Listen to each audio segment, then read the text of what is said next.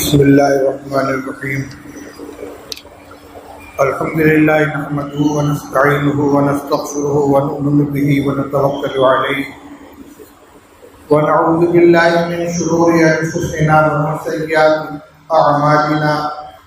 من یهده اللہ فلا مضل له ومن یضلل فلا هادی له ونشهد ان لا اله الا الله وحده لا شریک له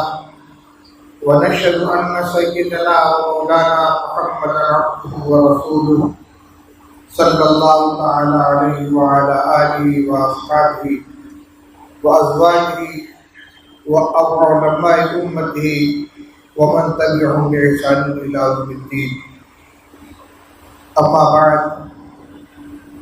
فقد قال النبي صلى الله عليه وسلم كلكم راع وَكُلُّكُمْ مَسْئُولٌ عَنْ رَعِيَّتِهِ وقال عليه الصلاة والسلام يحمل هذا العلم من كل خلف عدوه ينفون عنه تأويل الجاهلين وتحريف الغالين وامتحان المبطلين أو كما قال رسول الله صلى الله عليه وسلم. محترم حضرات علماء کرام، بزرگان ملت، ائمہ مساجد اور ذمہ داران امت مسلمہ، آج کا یہ اجلاس جو منتخب حضرات کی جماعت پر مشتمل ہے، اپنی حاضرین کی تعداد اور شوق اور ولولے کے اعتبار سے یہ بہت سے عام اجتماعات کے اوپر فوقیت رکھتا ہے. یہ جو موضوع ہمارے سامنے ہے، اس سلسلے میں عمومی گفتگو اور عام مسلمانوں سے جو کچھ عرض کرنا ہوگا، اس کے لیے تو شام کا اجلاس رکھا گیا ہے. اس وقت علماء کرام، ائمہ مساجد اور ملت کے ذمہ دار لوگوں کو جمع کیا گیا ہے. ان کے سامنے قادیانیت، شکیلیت، گوہر شاہیت، فیاضیت وغیرہ کا تعارف نہیں کرانا ہے، مسئلہ ختم نبوت کو نہیں سمجھانا ہے، اس لیے کہ آپ حضرات عوام نہیں ہیں کہ آپ کو یہ بتانا پڑے کہ نبی کریم صلی اللہ علیہ وسلم خاتم النبیین تھے، آپ کے بعد اب کوئی نبی آنے والا نہیں ہے، پھر ختم نبوت کا کیا معنی ہے اور قادیانیت کیا چیز ہے. آپ اس سے واقف ہیں. ہمیں اور آپ کو یہاں اس لیے اکٹھا کیا گیا ہے کہ اس وقت جو گمراہی کا، ارتداد کا اور اسلام سے دوری کا، بلکہ اسلام کو خیر بات کہہ دینے کا جو طوفان آیا ہوا ہے، اس سلسلے میں ہم اور آپ اپنی ذمہ داری کو محسوس کریں. فتنہ جتنی طاقت سے پھیل رہا ہے، حقیقت یہ ہے کہ ہماری طرف سے اپنی ذمہ داریوں کی ادائیگی میں اس کے مقابلے میں بہت زیادہ کوتاہی ہو رہی ہے. ایک دربان اور ایک پہرا دینے والا رات کے وقت گلی کے اندر آواز لگاتا ہے، جاگتے رہنا، سو مت جانا، اور ایک جگانے والے کی آواز پر پوری بستی کے لوگ آرام سے سوتے ہیں، اور کسی چور اور ڈاکو کو یہ ہمت نہیں ہوتی کہ کسی مکان کا دروازہ کھٹکھٹائے، توڑے یا عقب سے اس کی دیوار پھلانگ کر اندر داخل ہو جائے. امت مسلمہ میں علماء کرام کی اتنی بڑی تعداد، نیابت رسول کی ذمہ داری اٹھانے والی اتنی بڑی جماعت، مسئولیت کا بار اٹھانے والی اتنے بڑے گروہ کی موجودگی میں امت کے نوجوان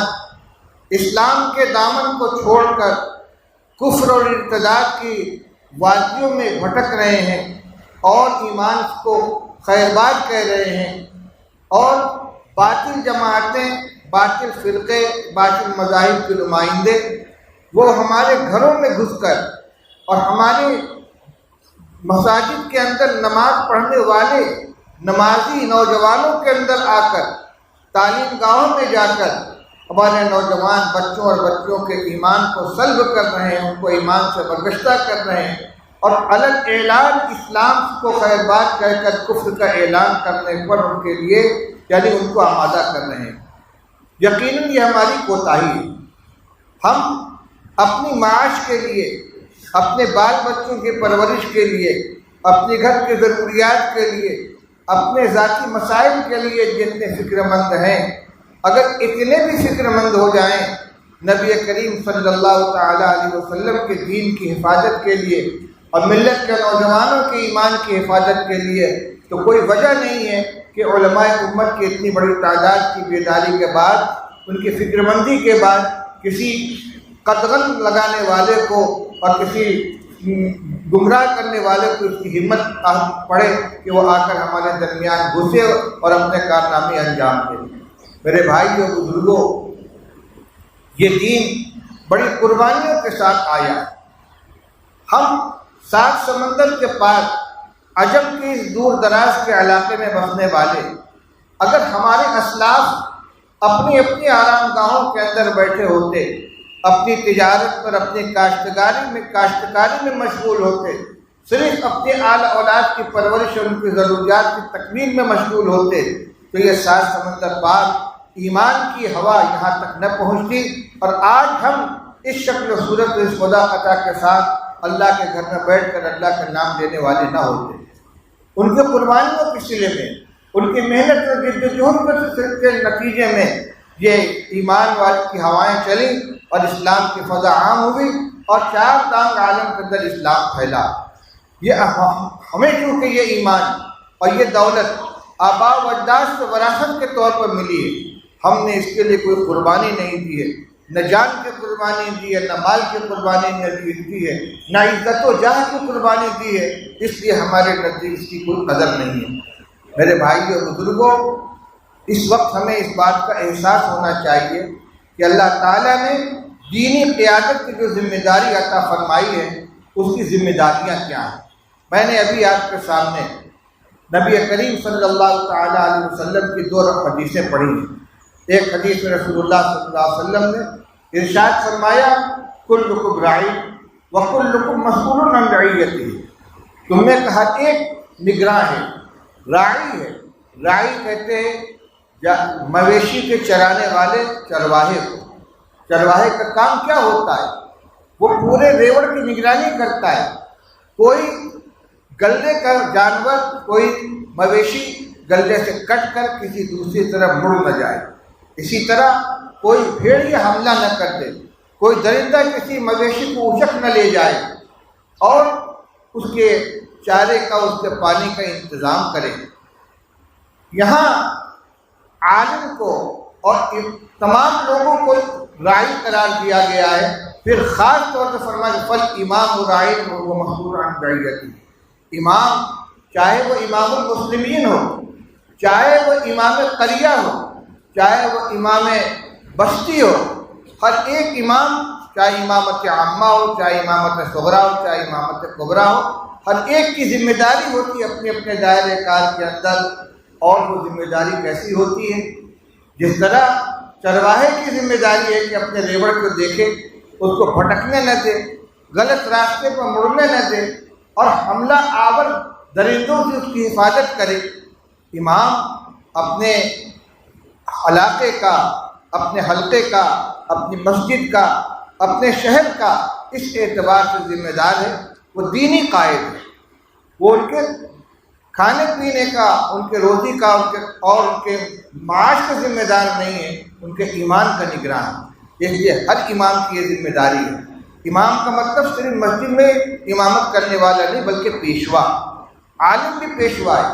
حافظ و قاری بھی پیشوا ہے۔ کیوں؟ اس لیے کہ لوگ اس کو اپنا مقتدیٰ مانتے ہیں، اس کو اپنا سربراہ مانتے ہیں، جس کا جتنا حلقہ اثر ہے ان کے ایمان کی حفاظت، ان کے دینی ضرورتوں کی تکمیل، ان کی دینی رہنمائی میں جو ضرورت کی چیزیں ہیں ان کو بتلانا بھی شامل ہے، اور اس کے ساتھ ساتھ جو غلط چیزیں، جو غلط نظریات، غلط عقائد ان کے درمیان آ جائے، اس سے ان کو بچانا بھی ضروری ہے۔ اور آپ جانتے ہیں کہ یہ فتنہ اسلام کے خلاف حضرت نبی کریم صلی اللہ علیہ وسلم کی حیات طیبہ کے آخری دور میں ہی شروع ہو گیا تھا۔ رسول اللہ صلی اللہ علیہ وسلم کی ابھی وفات نہیں ہوئی تھی، اسود عنسی نے نبوت کا دعویٰ کر دیا تھا، اور مسلمہ کذاب بھی رسول اللہ صلی اللہ تعالیٰ علیہ وسلم کے سامنے آیا تھا اور اس نے کہا تھا کہ آپ اپنے بعد میرے لیے خلافت کا اعلان کر دیں تو میں آپ پر ایمان لانے کے لیے تیار ہوں۔ یعنی جو اس فتنے کا جو بنیادی حصہ ہے، یعنی نبی کریم صلی اللہ علیہ وسلم کے ختم نبوت کے اوپر حملہ اور چور دروازے سے اپنے لیے کہیں مہدویت کا دعویٰ، کہیں مسیحیت کا دعویٰ اور کہیں نبوت کا دعویٰ، اس فتنے کا نقطۂ آغاز نبی کریم صلی اللہ علیہ وسلم کی حیات طیبہ کے آخری دور میں ہو گیا تھا۔ اور پھر حضور صلی اللہ علیہ وسلم کی وفات کے بعد صدیق اکبر رضی اللہ تعالیٰ عنہ کے دور میں مسلمہ کذاب نے کھل کر نبوت کا دعویٰ کیا۔ اور آپ جانتے ہیں حضرت صدیق اکبر رضی اللہ تعالیٰ عنہ جیسا بردبار، حلیم الطبع، باوقار شخص، جس کی زبان سے کبھی کوئی جملہ سخت نکلنا شاید ہی تاریخ کے اندر اور سیرت کی کتابوں کے اندر موجود ہو، اگر ہوا ہے کوئی سخت جملہ تو ایسے موقع پر جب نبی کریم صلی اللہ علیہ وسلم کی شان میں کسی نے گستاخی کی ہے تو صدیق اکبر رضی اللہ تعالیٰ عنہ جلال میں آ گئے، ورنہ بڑے سے بڑے مسئلے کے اندر بھی ان کے وقارت اور ان کے بردباری کے اوپر کوئی اثر نہیں پڑتا تھا۔ وہ صدیق اکبر رضی اللہ تعالیٰ عنہ جب مسلمہ کذاب نے دعوی نبوت کیا ہے، اسی طریقے سے ایک جماعت نے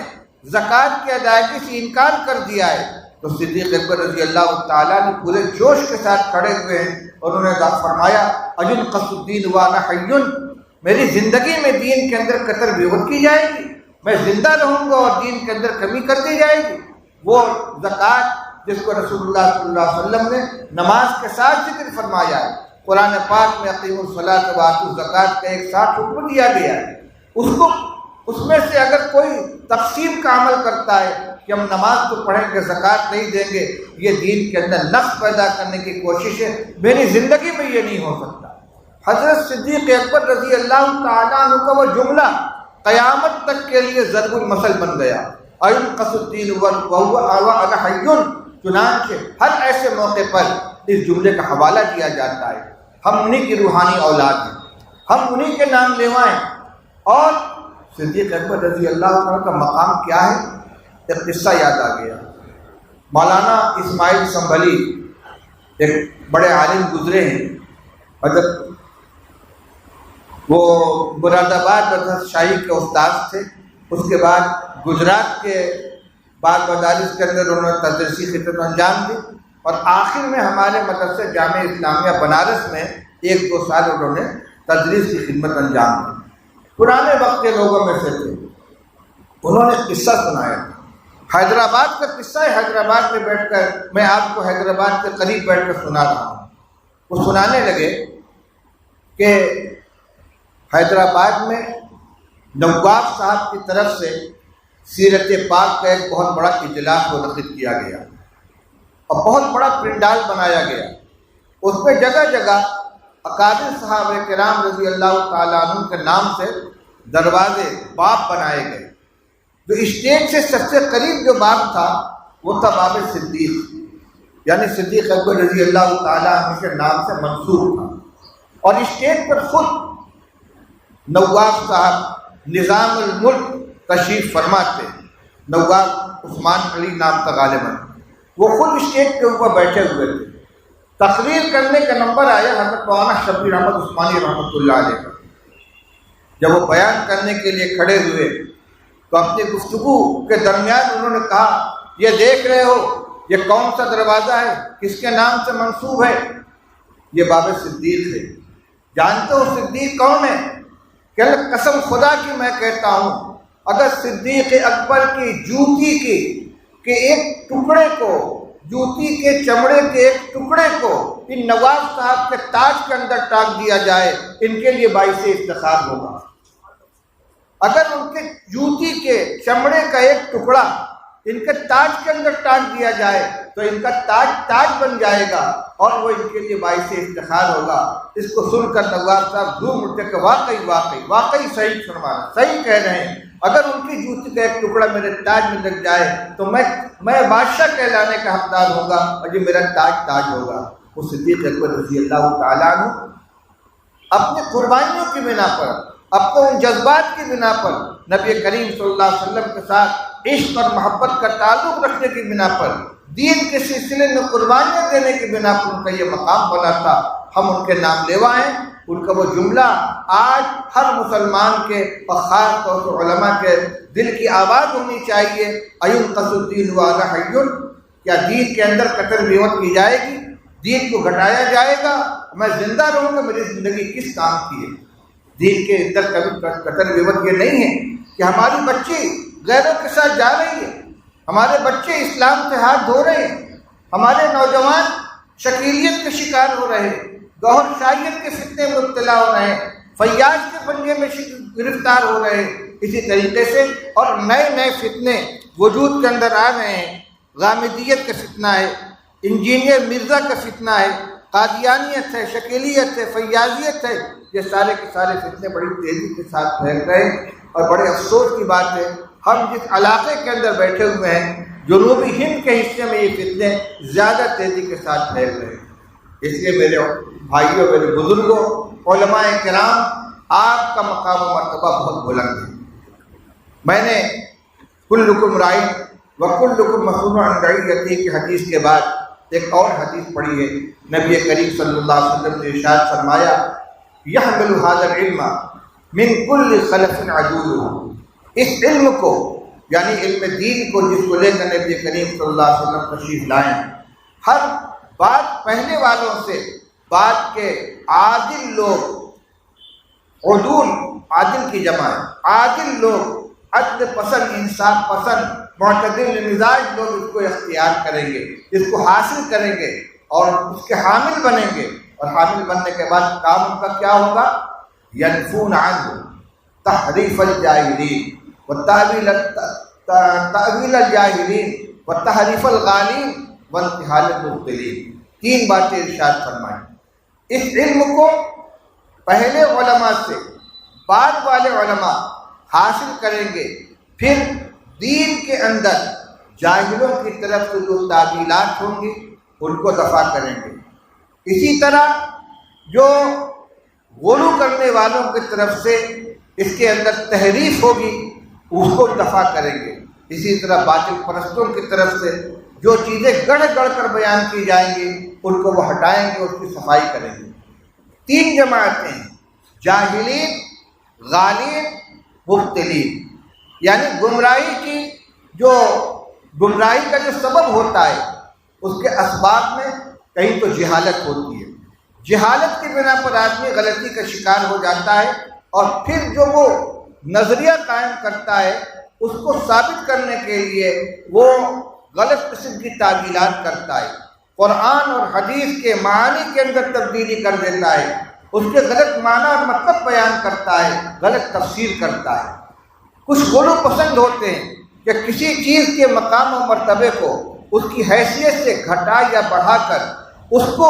اپنا نظریہ بنا لیتے ہیں، اور پھر اس کے واسطے وہ تحریف کرتے ہیں، قرآن و حدیث اور نصوص کے الفاظ میں یا اس کے معنی کے اندر تبدیلی کر دیتے ہیں۔ اسی طرح انتحال المبطلین، کچھ وہ لوگ ہیں جو باطل پرست ہیں، بالکل بے اصل باتیں جن کا کوئی ثبوت نہیں ہے، جن کا کوئی وجود نہیں ہے، گڑھ کر دین کے اندر بیان کرتے ہیں۔ آپ غور کریں گے کہ یہ تین ہی اسباب ہوتے ہیں گمراہی کے، یا جہالت، یا غلو، یا باطل پرستی۔ نبی کریم صلی اللہ تعالیٰ علیہ وسلم نے ان تینوں جماعت کی طرف سے آنے والے جو گمراہی کے راستے ہیں، یعنی تعویل، غلط تعویل، تحریف اور انتحال، یعنی غلط چیزوں کو گڑھنا، جھوٹی حدیثیں گڑھ کر اس کو رسول اللہ صلی اللہ علیہ وسلم کی طرف منسوب کرنا، یہ انتحال ہو گیا۔ اسی طرح قرآن پاک کی آیات اور احادیث کے معنی کو پھیر کر غلط معنی بیان کر دینا، یہ تحریف ہے، اور کسی آیت کی غلط تفسیر کرنا جس کو تعویل باطل کہتے ہیں، یہی طریقہ ہوتا ہے۔ چنانچہ آپ دیکھیں گے عام طور سے جو باطل جماعتیں اس وقت کام کر رہی ہیں، قادیانیت ہو، شکیلیت ہو، ان کا نقطۂ آغاز کیا ہوتا ہے؟ مہدویت۔ سب سے پہلے مہدی موعود ہونے کا دعویٰ کرتے ہیں، اس کے بعد مسیح بننے کی کوشش کرتے ہیں۔ قادیانیوں نے، غلام احمد قادیانی نے 3 زینہ اختیار کیا۔ پہلے مہدی ہونے کا دعویٰ کیا، اس کے بعد مسیح ہونے کا دعویٰ کیا، اس کے بعد نبی ہونے کا دعویٰ کیا۔ قرآن حدیث پاک کے اندر نبی کریم صلی اللہ تعالی علیہ وسلم نے قرب قیامت میں حضرت مہدی علیہ السلام کے ظہور اور ان کی علامات کو بھی وضاحت کے ساتھ بیان فرما دیا ہے۔ حضرت عیسیٰ علیہ السلام کے بارے میں خود قرآن پاک کے اندر فرمایا گیا بل رفعہ اللہ الیہ، اللہ نے مسیح کو اپنی طرف اٹھا لیا۔ وما قتلوہ وما صلبوہ ولکن شبہ لہم، نہ ان کو قتل کیا گیا، نہ ان کو سولی چڑھائی گئی،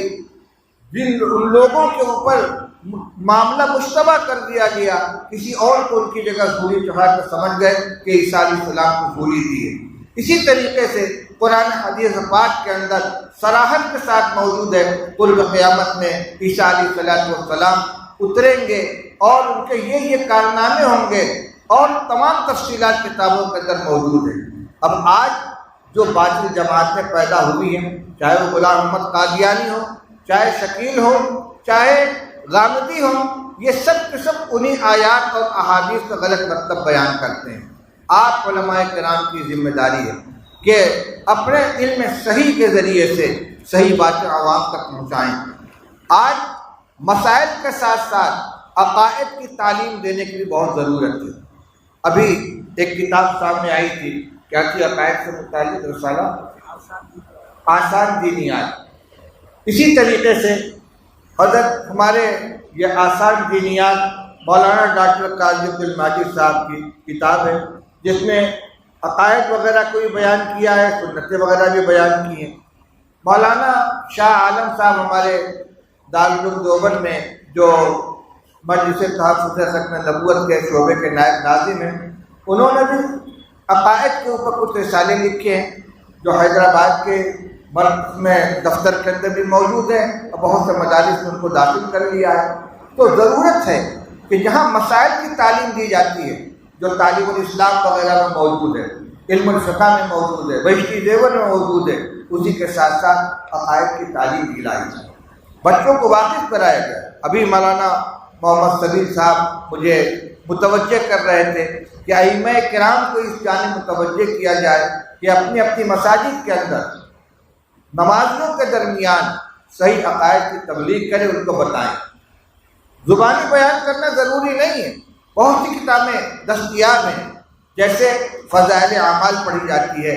اور دوسری کتابیں اکابر کے تصانیف پڑھ کر سنائی جاتی ہیں۔ درس قرآن کا سلسلہ بہت سے مساجد کے اندر ہے، درس حدیث کا سلسلہ بہت سے مساجد کے اندر ہونا چاہیے۔ اسی کے ساتھ کچھ وقت فارغ کر کے جو بنیادی عقائد ہیں، اللہ جل شانہ کے توحید کے سلسلے میں، رسالت کے سلسلے میں، ختم نبوت کا مسئلہ، اسی طرح حضرت عیسیٰ اور حضرت مہدی کے سلسلے میں قرآن و حدیث کی کیا تعلیمات ہے، کیا عقیدہ ہے۔ جب صحیح عقیدہ معلوم ہوگا تو اگر اس کے مقابلے میں کوئی غلط عقیدہ بیان کیا جائے گا تو آدمی سمجھے گا کہ یہ صحیح ہو، یہ غلط ہے۔ لیکن جس کا صفحہ علم خالی ہو، جس کو کوئی معلومات ہی نہیں ہے، اس کے سامنے جب کوئی بات پہلے وہلے میں آئے گی اور کوئی غلط آدمی کے ہتھے چڑھ جائے گا اور اس کو غلط باتیں سمجھائی جائیں گی، کیونکہ وہ واقف نہیں ہے، اس لیے وہ اس کا شکار ہو سکتا ہے۔ اسی طرح نوجوانوں کی تعلیم کے لیے تعلیم بالغہ کا انتظام ہونا ضروری ہے۔ میرے بیانات کے اندر بھی یہ چیزیں موجود ہیں کہ اس فتنے کو روکنے کے لیے کیا کیا راستے اختیار کرنے چاہیے۔ میں ترتیب وار اشارتاً آپ کے سامنے ان کا تذکرہ کرتا ہوں۔ سب سے پہلی بنیادی ضرورت یہ ہے کہ ہمارا ہر بچہ بقدر ضرورت دینی تعلیم سے آراستہ ہو، یا تو آپ اس کو مدرسے میں داخل کریں جہاں ابتدائی درجات کے اندر تعلیم الاسلام، دینی تعلیم کا رسالہ اور عقائد سے متعلق کتابیں داخل نصاب ہوتی ہیں۔ اگر یہ نہیں ہے اور آپ نے اپنے بچے کو کسی اسکول میں داخل کر دیا ہے، تو اب الحمدللہ مساجد کے اندر مکاتب کا سلسلہ چل رہا ہے۔ پہلی ذمہ داری تو ہماری یہ ہے امام مسجد ہونے کی حیثیت سے، عالم ہونے کی حیثیت سے، کہ کوئی مسجد ہماری مکتب سے خالی نہ ہو۔ ہر مسجد کے اندر دینی مکتب ہونا چاہیے، اور ایک مسجد سے اس مسجد کے جتنے پڑوس کے بچے ہیں ان بچوں اور چھوٹی بچیوں کو مسجد سے جوڑنا چاہیے، تاکہ کوئی بچہ یا کوئی بچی اسلامی دینی بنیادی تعلیم سے محروم نہ رہ جائے، عقائد کو جانے، اللہ کے سلسلے میں کیا عقیدہ ہے، اللہ کے رسول کے سلسلے میں کیا عقیدہ ہے، قیامت کسے کہتے ہیں، تقدیر کسے کہتے ہیں، فرشتوں کا کیا معنی ہے، اور اسی طریقے سے جو ایمان مفصل کے جتنے اجزاء ہیں ان سب کو وہ جانیں، اور درجہ بدرجہ تھوڑا تھوڑا اوپر پڑھے۔ تعلیم الاسلام حضرت مولانا مفتی کفایت اللہ صاحب رحمۃ اللہ علیہ کے رسالہ بہت ہی مفید رسالہ ہے۔ اگر کوئی اور کتاب میسر نہ ہو تو دینی تعلیم الاسلام ہی پڑھ کر سنایا جائے اور مکاتب کے اندر ان کو داخل کیا جائے۔ اور اب تو الحمدللہ بہت سے ادارے جو نظام چلا رہے ہیں مکاتب کا، جمعیت علماء ہند کی طرف سے دینی تعلیمی بورڈ کا ایک مستقل نصاب بنا ہوا ہے۔ اسی طرح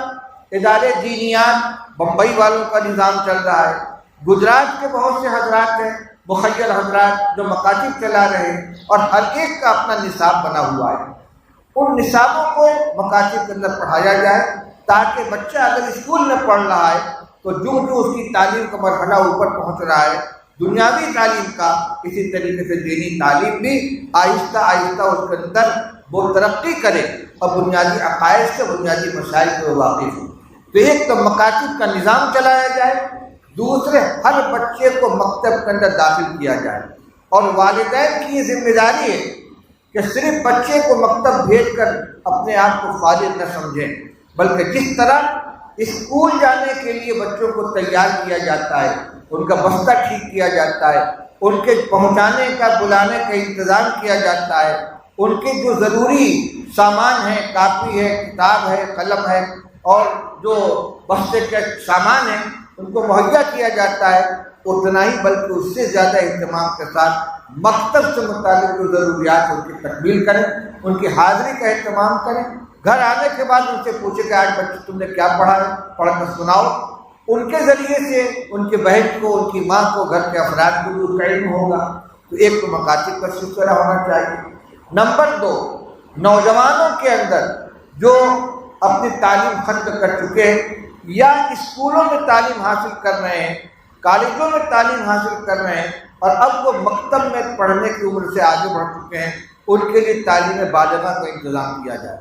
تعلیم بالغہ بھی اس وقت بہت بڑی ضرورت ہے۔ ہم علماء کرام اور علماء اعظام اس کو نہ دیکھیں کہ ہم سے کوئی مطالبہ کرنے کے لیے آئے گا، ہم سے کوئی درخواست کرے گا، ہم سے گزارش کی جائے گی، نہیں، عالم اور امام ہونے کی حیثیت سے ہماری اپنی ذمہ داری ہے کہ ماحول کو ہم دیکھیں، اس کی ضرورت کو محسوس کریں، اور جتنی اللہ نے استطاعت عطا فرمائی ہے اپنی خدمات کو اس کے اندر پیش کریں۔ تو تعلیم بالغہ کا بھی انتظام ہونا چاہیے۔ ان کے سامنے بھی یہی کتابیں جو بنیادی عقائد سے متعلق ہے، بنیادی مسائل سے متعلق، ان کو پڑھ کر سنایا جائے۔ بڑوں کے اندر بھی نوجوانوں سے اوپر اٹھ کر ہمارے بہت سے بڑی عمر کے لوگ ہیں جن کی نمازیں صحیح نہیں ہیں، عقائد سے بھی بالکل نہ بدل۔ ابھی جو چند سال پہلے مظفر نگر کے علاقے میں زبردست قسم کا فساد ہوا اور بہت سے مسلمان اس کے اندر خانہ برباد ہو گئے، اجڑ گئے، تو لوگ ان کی آباد کاری کے لیے بستی بستی گھوم رہے تھے، لوگوں کو ان کے ٹھکانوں کو پہنچا رہے تھے۔ ایک جگہ ایک کیمپ کے اندر کچھ بوڑھے مسلمان بیٹھے ہوئے تھے۔ ایک عالم نے ان سے پوچھا کہ بابا آپ جانتے ہیں آپ کس کی امت میں ہیں؟ کہا ملائک سنگھ کی امت میں ہے۔ ہنسنے کی بات نہیں ہے، عمر گزر گئی، بالوں میں سفیدی آ گئی، ایک بوڑھا مسلمان یہ نہیں جانتا کہ ہم کس کی امت میں ہیں، وہ نبی کریم صلی اللہ علیہ وسلم کا کے نام کو نہیں جانتا۔ مولانا عبدالخالق صاحب مدراسی نائب مفتیُ دارالعلوم دیوبند سنا رہے تھے کہ ایک جگہ مجھ کو نکاح پڑھانے کے لیے بلایا گیا، میں بیٹھا ہوا تھا، کچھ انتظامات میں دیر ہو رہی تھی، تو نوشے سے میں نے ویسے پوچھ لیا کہ بھائی تم کلمہ جانتے ہو؟ کلمہ کیا ہوتا ہے؟ کلمہ کیا ہوتا ہے؟ کہہ رہے لا الہ الا اللہ محمد رسول اللہ۔ میں تو نہیں جانتا، مجھے کسی نے بتائی ہی نہیں۔ مسجد میں آئے نکاح پڑھانے کے لیے مسلمان کی حیثیت سے، وہ جانتا بھی نہیں کہ کلمہ کیا چیز ہے، لا الہ الا اللہ محمد رسول اللہ کیا چیز ہے۔ آپ جائزہ لیں گے، گھروں میں گھسیں، معلومات کریں، تو ایک دو نہیں سینکڑوں افراد ایسے ملیں گے، ان کی ذمہ داری اس کے اوپر ہے۔ کلکم راعٍ وکلکم مسئول عن رعیتہ۔ کیا اس کا یہ مطلب ہے کہ کوئی ہمارے پاس ضرورت مند بن کر آئے گا تب ہم اس کی دینی ضرورت پوری کریں گے؟ نہیں، ہمیں جائزہ لینا ہے، ہمیں خود خبرگیری کرنی ہے، اپنی مسجد اور اپنے مدرسے کے اطراف کا جائزہ لیں، ان کی دینی حالت کا جائزہ لیں، ان کے معلومات کا جائزہ لیں، اور اپنے جتنی اللہ نے استطاعت عطا فرمائی ہے اس کے اعتبار سے کوشش کریں، محنت کریں اور لوگوں کو دین کے راستے پر لے آئیں۔ دارالدیوبند کے اندر جو رابطہ مدارس اسلامیہ قائم ہے، اس کے صدر تھے سابق صدر حضرت مولانا محبوب الرحمان صاحب محترم دارالدیوبند۔ جو دارالعلوم کا محترم ہوتا ہے وہ رابطے کا صدر ہوتا ہے۔ حضرت مولانا محبوب الرحمان صاحب رحمۃ اللہ علیہ نے اپنے زمانے کے اہتمام میں تمام مربوط مدارس کے نام ایک سرکولر بھیجا تھا کہ تمام مدارس جو دارالعلوم کے رابطہ مدارس سے مربوط ہیں اپنے بجٹ کا 10واں حصہ مکاتب کے قیام پر ضرور خرچ کریں۔ پھر دارالعلوم کی مجلس شورا نے بھی اس کو منظوری دی، اور اب اس وقت میں اس پیغام کو عام کرنے کی اور سنجیدگی کے ساتھ اس پر عمل کرنے کی بہت ضرورت ہے۔ معاف فرمائیں ہمارے علماء کرام، لاکھوں لاکھ کا بجٹ خرچ ہوتا ہے عمارتیں بنانے کے اوپر، درسگاہیں تعمیر کرنے پر، مہمان خانہ سجانے کے اوپر، گاڑیاں خریدنے کے اوپر، لیکن مسجد کے پڑوس کے مکان کے اندر بچہ ایمان سے محروم ہے، دینی علم سے محروم ہے، اس کی کوئی فکر نہیں ہوتی۔ مسجد نبوی میں جو صفہ قائم ہوا تھا وہ کچا چبوترا تھا، لیکن اس کی روشنی پورے عالم کے اندر پھیلی۔ ہم اپنی ذمہ داری کو محسوس کریں اور اپنے علاقے کی دینی ضرورت کے اوپر توجہ دیں۔ اگر اتنا ہی کر لیا جائے کہ اگر کسی مدرسے کا 10 لاکھ روپے کا بجٹ ہے سالانہ، وہ یہ طے کر لے کہ 1 لاکھ روپیہ سالانہ مجھ کو مکاتب کے اوپر خرچ کرنا ہے، تو انشاءاللہ ہر مدرسے کے اطراف کے اندر مکاتب کا جال پھیل جائے گا۔ تو میں یہ کہہ رہا تھا کہ ایمان کی حفاظت کے لیے سب سے پہلے تو مکاتب کا نظام قائم کیا جائے، ہر بچے کو مکتب سے جوڑا جائے اور تعلیم بالغہ کا انتظام کیا جائے۔ اسی طریقے سے گھروں کے اندر بھی دینی تعلیم کا جال بچھایا جائے۔ چند مہینے پہلے دلی میں اوکھلا کے اندر ایک مسجد میں وہاں کے ذمہ داروں نے ایک اجتماع کیا تھا۔ معلوم ہوا کہ 50 سے زیادہ مسلمان بچیاں غیروں کے ساتھ جا چکی ہیں۔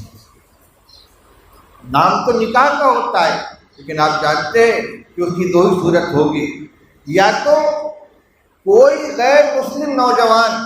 مسلمان لڑکی سے شادی کرنے کے لیے اسلام کا اعلان کبھی نہیں کرتا، بچیاں اسلام سے ہاتھ دھو کر ان کے ساتھ چلی جاتی ہیں، یا ان سے کہا جاتا ہے تم اپنے مذہب پر عمل کرو، ہم اپنے مذہب پر عمل کریں گے، میاں بیوی کے طور پر رہیں گے۔ ظاہر بات ہے کہ یہ نکاح جائز ہی نہیں ہے، وہ زندگی بھر کی حرام کاری ہوتی ہے۔ وہاں پر انتظام یہ کیا مسجد کے ذمہ داروں نے کہ مسجد کے نچلے حصے میں مسجد محلے کے ائمہ اور علماء کو جمع کیا گیا، اور اوپر کی منزل میں اسکول کالج میں پڑھنے والی بچیوں کو بلایا گیا، اور ان کو میرا بھی اس میں بیان ہوا تھا، ان کو متوجہ کیا گیا کہ بھائی اپنی ایمان کی بھی فکر کرو اور اپنے ساتھ پڑھنے والی بچیوں کی ایمان کی بھی فکر کرو، ان کو ایمان کی عظمت سمجھاؤ،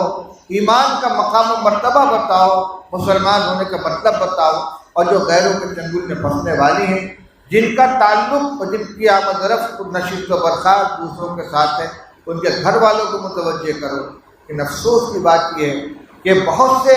سرپرست حضرات وہ بھی اتنے بے فکر ہیں، بچی کسی غیر مرد کے ساتھ آ جا رہی ہے، اسکوٹر پر اس کے ساتھ گھوم رہی ہے، ہوٹل میں اس کے ساتھ چائے پی رہی ہے،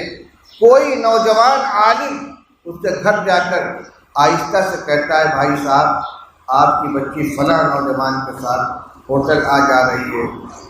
کہتے آپ کو کیا فکر ہے، آپ کیوں پریشان ہو رہے ہیں؟ وہ پڑھی لکھی ہے، سمجھدار ہے، اپنا بھلا برا خوب سمجھتی ہے۔ یعنی ماں باپ کے اندر تو فکر مندی ہونی چاہیے، وہ بھی اس سلسلے میں غافل ہے، آوے کا آوا خراب ہے، ہر سطح کے اوپر اصلاح کی ضرورت ہے۔ میں نے جن باتوں کی طرف آپ کو توجہ دلائی ہے،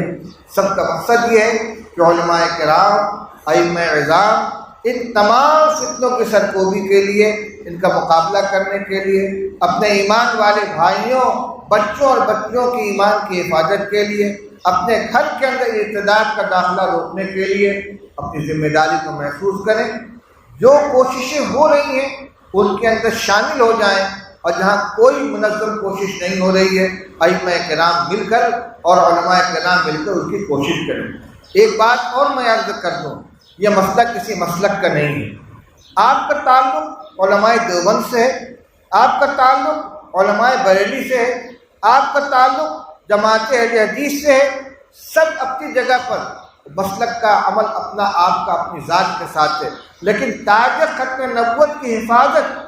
حضرت نبی کریم صلی اللہ علیہ وسلم کے خاتم نبوت نبی خاتم النبیین ہونے کا عقیدہ تو ہم سب کا عقیدہ ہے، اس پہ اگر زد پڑتی ہے اور اس کے بارے میں قیامت کے دن ہم سے سوال ہو گیا تو وہاں یہ کہنے کا موقع نہیں لگا کہ ہم تو فلاں عالم کو ماننے والے ہیں، ہم تو فلاں جماعت سے تعلق رکھتے ہیں۔ اس لیے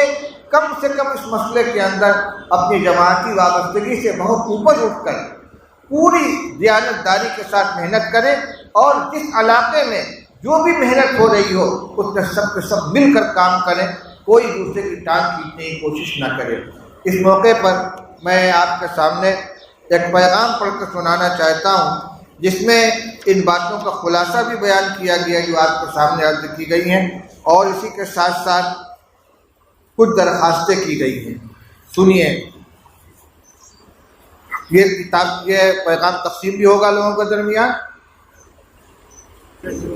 پہلے تقسیم کر دو بھائی، انتشار میں ایک ایک لیجیے، ایک ایک لیجیے۔ اچھا بھائی، اجلاس مکمل ہونے کے بعد علماء کرام یہاں آ کر مولانا ذیشان حیدر صاحب سے مواعظ ختم النبوت جس کا اجرا ہوا ہے وہ بھی لے لیں۔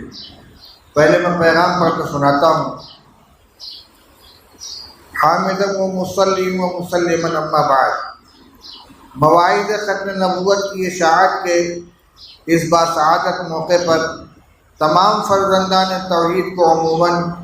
اور وابستگان مسلک دیوبند کو خصوصاً یہ پیغام دینا چاہتا ہوں، اور امید کرتا ہوں کہ میرے اس پیغام کو اپنے دل کی آواز اور حمیت دینی و غیرت ایمانی کا تقاضا سمجھتے ہوئے روح بعمل لانے کی مکمل کوشش فرمائیں گے۔ اس وقت امت مسلمہ کئی جہاد سے اور بالخصوص دینی و ایمانی اعتبار سے بہت ہی صبر آزما اور پریشان کن حالات سے گزر رہی ہے۔ جگہ جگہ سے کفر و ارتداد کی خبریں آ رہی ہیں، مذہب اسلام اور خاتم الانبیاء حضرت محمد صلی اللہ علیہ وسلم کے تاج ختم نبوت پر حملے کیے جا رہے ہیں۔ ایسا لگتا ہے کہ اعدائے دین اور دشمنان اسلام نے مسلمانوں کے ایمان و عقائد کو بگاڑنے کے لیے منصوبہ بند تیاری کر لی ہے۔ ویسے یہ دور پرآشوب قرب قیامت کا دور ہے جس میں نبی اکرم صلی اللہ تعالیٰ علیہ وسلم کی پیشین گوئی کے مطابق نت نئے فتنے پیدا ہوتے رہیں گے، مگر ہماری یہ دینی و منصبی ذمہ داری ہے کہ خیر الادیان اور خیر امت کی حفاظت کے لیے مکمل طور پر کمر بستہ ہو جائیں۔ ہر زمانے میں باطل کا مقابلہ علماء حق اور خدا ترس بندوں ہی نے کیا ہے، جس پر تاریخ کے اوراق گواہ ہیں۔ الحمدللہ ہمارا تعلق اور ہماری نسبت مسلک دیوبند اور اہل سنت والجماعت سے ہے۔ دین اسلام کی حفاظت کے تئیں ہمارا ایک باہمیت و شاندار ماضی ہے۔ ہمارے اکابر و اسلاف نے نامساعد اور ناموافق حالات میں بھی ہر باطل کے خلاف پورے جذبہ ایمانی و حمیت دینی کا مظاہرہ کرتے ہوئے سینہ سپر ہو کر کام کیا ہے۔ اور اپنی ذمہ داری سے ذرہ برابر غفلت اور مداہنت نہیں برتی ہے، جس کے نتیجے میں نبی آخر الزماں صلی اللہ علیہ وسلم کا یہ صاف ستھرا دین اپنی صحیح شکل و صورت میں محفوظ رہ سکا۔ اس عظیم طائف منصورہ اور صالح جماعت سے ہمارا انتصاب اور وابستگی خدائے پاک کا ہم پر احسان عظیم ہے، لہذا اس نسبت کا تقاضا ہے کہ ہم دور حاضر میں دن بدن رونما ہونے والے خطرناک فتنوں جیسے قادیانیت، شکیلیت، فیاضیت، غامدیت، انجینئر مرزا اور گوہر شاہیت وغیرہ وغیرہ کا بھرپور تعاقب کریں، جو انحاء عالم میں بھید بدل بدل کر دین مصطفیٰ اور حریم ختم نبوت کو مجروح کرنے کی ناپاک کوشش میں لگے ہوئے ہیں۔ ہماری ذمہ داری ہے کہ ان کے گمراہ کن نظریات کو واشگاف کریں۔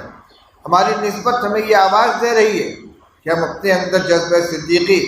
اجنقص الدین وانا حی کا مزاج پیدا کرتے ہوئے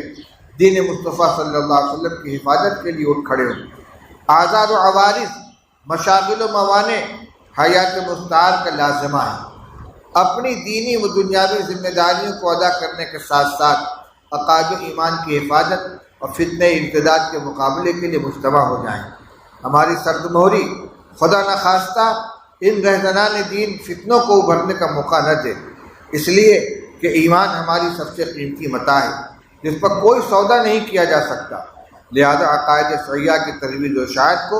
اپنی ذمہ داری اور دینی مصروفیت کا لازمی جز بنائیں۔ مکاتب و مدارس، مساجد و مجالس، اسی طرح اسکول و کالج،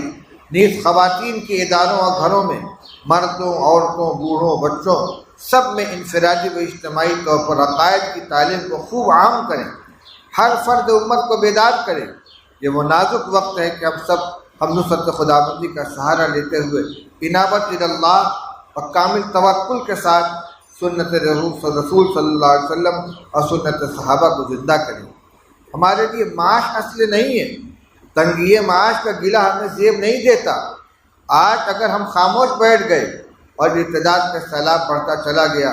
تو اسلامی تاریخ ہمیں کبھی اچھے الفاظ سے یاد نہیں کرے گی اور ہم آخرت کے جواب دہی سے بھی خود کو بچانے کے لائق نہیں رہیں گے۔ ہمارا ملک ایک جمہوری ملک ہے، یہاں مختلف مذاہب کے ماننے والے لوگ رہتے ہیں۔ آپ انسانیت کی بنیاد پر ہر ایک کے ساتھ الفت و چاہت اور حسن سلوک کا معاملہ رکھیں، یہ رسول اللہ صلی اللہ علیہ وسلم کی بنیادی تعلیمات میں سے۔ مگر جو لوگ مسلمان نہیں ہیں اور خود کو مسلمان بابر کرا کر اسلام کی شبیہ کو خراب کر رہے ہیں، ان کی حقیقت کو واشگاف کرنا اور ان سے دوری بنائے رکھنا یہ بھی ضروری ہے تاکہ اسلام کی صحیح تصویر سامنے آئے۔ آپ دنیا کے جس کونے میں بھی بستے ہوں، پوری انسانیت کے سامنے اپنے عقائد کی درستگی کے ساتھ اپنے عمل اور حسن کردار سے مذہب کی صحیح و پاکیزہ تصویر اور حقیقی تعارف پیش کریں، تاکہ جو لوگ اسلام کی غلط تصویر پیش کر کے اسلام کو بدنام کر رہے ہیں وہ ہماری صف سے جدا ہو جائیں اور ان سے مذہب اسلام کی لا تعلقی کا اظہار ہو جائے۔ یہ میرا درد مندانہ پیغام ہے جو میرے دل کی آواز ہے۔ امید ہے کہ آپ حضرات عالم اسلام کے جس خطے میں بھی رہنے والے ہوں، میرے کلمات کو اپنے دل کی آواز سمجھ کر دین مصطفیٰ صلی اللہ علیہ وسلم کی حفاظت کے لیے اٹھ کھڑے ہوں گے اور میری اس آواز کو ہر فرد امت تک پہنچانے کی کوشش کریں گے۔ آپ حضرات اس کا عہد کرتے ہیں انشاءاللہ اللہ تعالی